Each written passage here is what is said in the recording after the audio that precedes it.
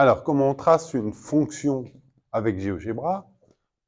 Eh bien, on a cette fonction f de x égale 2,5x au carré plus 3x moins 5 sur cet intervalle moins 4, 12. Donc, on veut tracer uniquement la fonction entre x égale moins 4 et 12. Donc, on tape cette commande, fonction, entre parenthèses, la formule de la fonction, virgule, moins 4, début de l'intervalle, le minimum, et 12, le maximum de l'intervalle. On fait attention quand on a un nombre décimal, la virgule se transforme en un point. Là, la virgule, c'est dans la fonction, donc on la laisse comme ceci. Si je trace donc cette fonction, la voilà. L'idée, c'est d'avoir une fonction quand même qui soit présentable et pas un petit truc rikiki par rapport à un écran qui est très important. Donc, on va zoomer cette courbe avec l'icône qui est en haut, la croix. Cette croix, elle va nous permettre de déplacer déjà le graphique. Donc, c'est-à-dire que ici, je peux peut-être l'amener un peu vers la gauche. Donc, ça me permet de déplacer le graphique.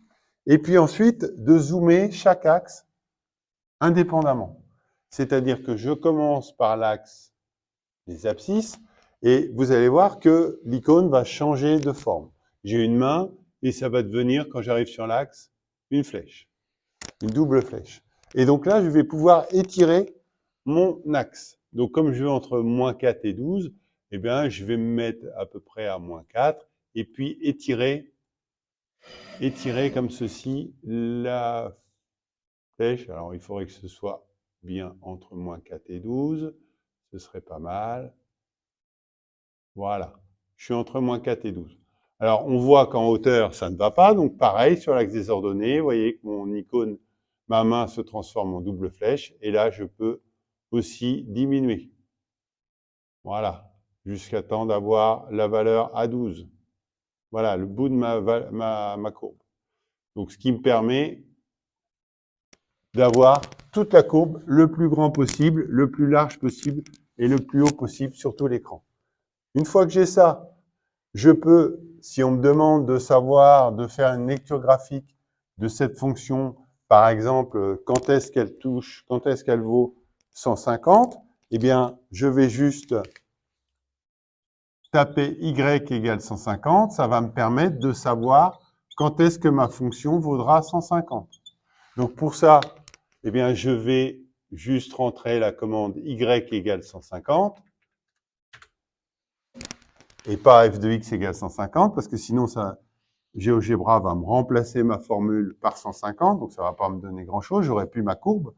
Donc, il faut taper y égale 150 pour avoir une autre courbe. Et donc, la droite noire, 150, qui va me permettre de trouver l'intersection. Donc, pour ça, j'ai l'icône en haut à gauche dans point. J'ai l'intersection, je peux cliquer sur ma droite et sur la courbe, et j'ai mon point d'intersection. Mon point d'intersection qui va être ici. Voilà les coordonnées, 7,3 et 150. Donc 7,3 en abscisse, 150 évidemment, c'était en ordonnée puisque j'avais tracé la droite 150. Donc le point d'intersection, ce sera x égale 7,3. C'est facile, non ?